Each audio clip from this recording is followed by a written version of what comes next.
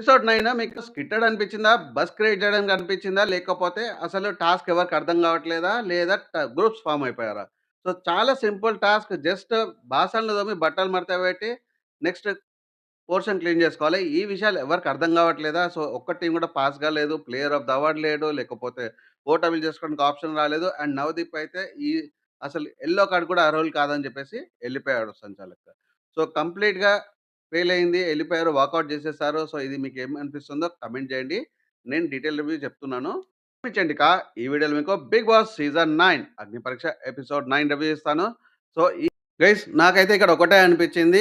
టీమ్‌లో ఒకళ్ళొకళ్ళు సపోర్ట్ చేసుకుంటున్నారు. అంటే సంచాలక్ అనే పేరన్నున్నా గాని, లీడ్ అనే పేరున్నా గాని, ఒకసారి ఎప్పుడైతే టీమ్ ఫార్మ్ అయితుందో, టెంపరరీ టీమ్ ఫార్మ్స్ అయితున్నాయో, ఆ టీమ్‌లో వాళ్ళు ఒకళ్ళొకళ్ళు సపోర్ట్ చేసుకుంటున్నారు. సో, క్లీన్ చేయంగానే ఓకే. క్లీన్ అని చెప్పేస్తే సో, సేమ్ సంచాలక్ కూడా ఫాలో అయిపోయిన్నాడు ఈ గేమ్‌లో.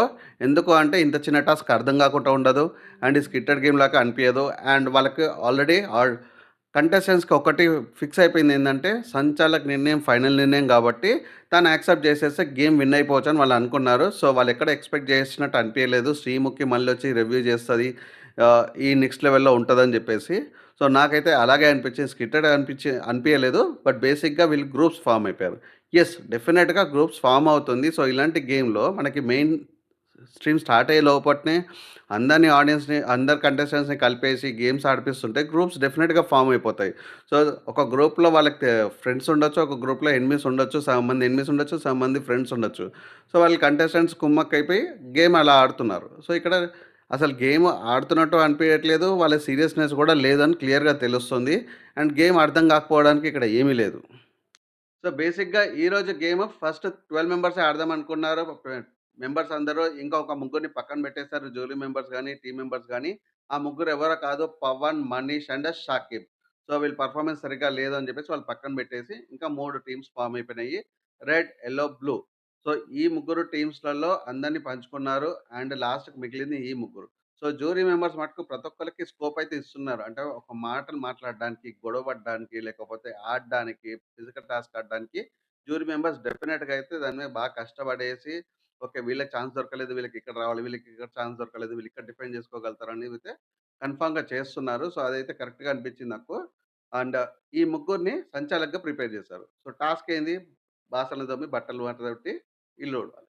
సో, ఈ టాస్క్‌ని వాళ్ళు సరిగ్గా చేయలేదు. సో, సంచాలక్ యాక్సెప్ట్ చేసిండు నీట్‌గా లేకున్నా గాని, మళ్ళీ శ్రీముఖి రివ్యూ చేసింది. అండ్ ఎవ్వరికీ కూడా విన్నింగ్ ఆప్షన్ ఇయ్యలేదు. ఎవరికీ ప్లేయర్ ఆఫ్ ద ఎపిసోడ్ రాలేదు. ఓట్ అప్పీల్ చేసుకోవడానికి ఆప్షన్ రాలేదు. సో, ఇక్కడ క్లియర్‌గా కనిపిస్తుంది ఏందంటే, సంచాలక్ ఫెయిల్ కావడం అంటే వాళ్ళు యాక్సెప్ట్ చేసేసారు. బేసిక్‌గా ఏందంటే, వాళ్ళందరూ ఫ్రెండ్స్ అయిపోయిండ్రు. గ్రూప్స్ ఫార్మ్ అయిపోయినాయి. దాంట్లో ఆ ముగ్గురు, నలుగురు గ్రూప్స్‌లలో ఇద్దరు ఫ్రెండ్స్ ఉండొచ్చు. సో, కుమ్మక్కయిపోయి క్లీనింగ్ అని చెప్పేసి నెక్స్ట్ లెవెల్‌కి వెళ్ళిపోయిండ్రు. అండ్ విన్ అయిదామని అనుకున్నారు. సో, ఇక్కడ డెఫినిట్‌గా ఫ్రెండ్స్ అయిపోతారు. గ్రూప్స్ ఫార్మ్ అవుతాయి. సో, ఇదైతే ఎక్స్‌పెక్ట్ చేయలేదని అనుకుంటున్నాను. సో, మీకేమనిపించిందో కామెంట్స్‌లో చెప్పండి. అండ్ శ్రీముఖి యాంకర్ గురించి మాట్లాడుతున్నాము. గైస్, శ్రీముఖి యాంకరింగ్‌కి పేరైతే పెట్టడానికి అవసరం లేదు కానీ, ప్రతి ఒక్క ఎపిసోడ్‌లో శ్రీముఖి కంప్లీట్‌గా కింద కూర్చొని యాంకరింగ్ చేస్తుంది. సో, నాకిది అర్థం కాలేదు. తను నిలబడలేకపోతుందా? లేకపోతే ఎందుకా అని చెప్పి. బట్ అది కూర్చొని చేసిన యాంకరింగ్, తన యాక్టివ్‌నెస్, తను అరవడం అయితే అంతనే బావుంటుంది.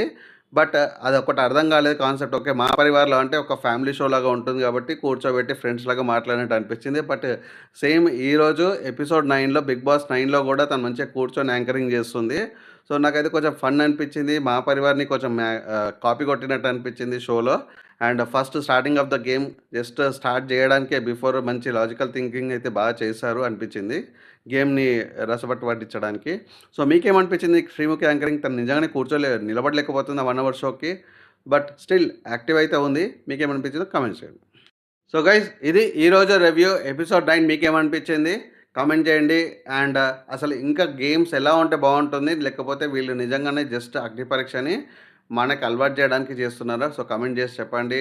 And please like, share, subscribe to my channel for more reviews. నేను మీ చెడ్డికాస్ సైనింగ్ ఆఫ్ ఫర్ నౌ.